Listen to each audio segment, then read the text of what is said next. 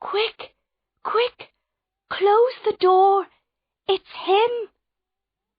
Annie Sorelli ran into the dressing room, her face white. One of the girls ran and closed the door, and then they all turned to Annie Sorelli. "Who? Where? What's the matter?" they cried. "It's the ghost," Annie said. "In the passage. I saw him. He came through the wall in front of me, and I saw his face." Most of the girls were afraid, but one of them, a tall girl with black hair, laughed. "Pooh," she said. "Everybody says they see the opera ghost, but there isn't really a ghost. You saw a shadow on the wall." But she did not open the door or look into the passage. "Lots of people see him," a second girl said. "Joseph Bouquet saw him 2 days ago. Don't you remember?" Then all the girls began to talk at once. "Joseph says the ghost is tall, and he wears a black evening coat. He has the head of a dead man with a yellow face and no nose, and no eyes, only black holes." Then little Meg Giry spoke for the first time. "Don't talk about him. He doesn't like it. My mother told me." "Your mother?" the girl with black hair said.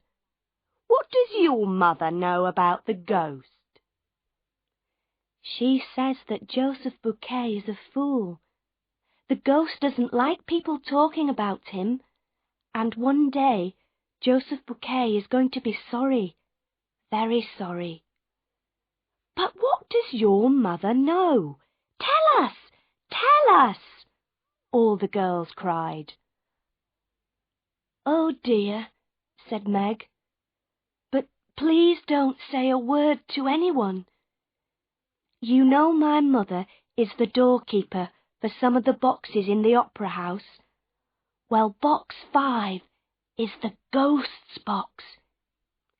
He watches the operas from that box, and sometimes he leaves flowers for my mother." "The ghost has a box and leaves flowers in it? Oh, Meg, your mother's telling you stories. How can the ghost have a box?" "It's true. It's true, I tell you," Meg said. "Nobody buys tickets for box 5, but the ghost always comes to it on opera nights."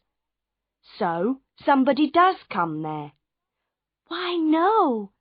The ghost comes, but there is nobody there." The dancers looked at Meg. "But how does your mother know?" one of them asked.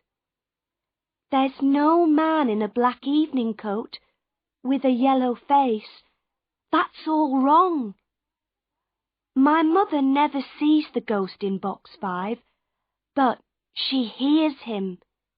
He talks to her, but there is nobody there, and he doesn't like people talking about him." But that evening, the dancers could not stop talking about the opera ghost. They talked before the opera, all through the opera, and after the opera. But they talked very quietly, and they looked behind them before they spoke. When the opera finished, the girls went back to their dressing room. Suddenly, they heard somebody in the passage, and Madame Giry, Meg's mother, ran into the room. She was a fat, motherly woman with a red, happy face, but tonight her face was white. "Oh, girls," she cried, "Joseph Bouquet is dead. You know he works a long way down, on the 4th floor under the stage. The other stage workers found his dead body there an hour ago, with a rope around his neck. "It's the ghost!" cried Meg Giry. "The ghost killed him!"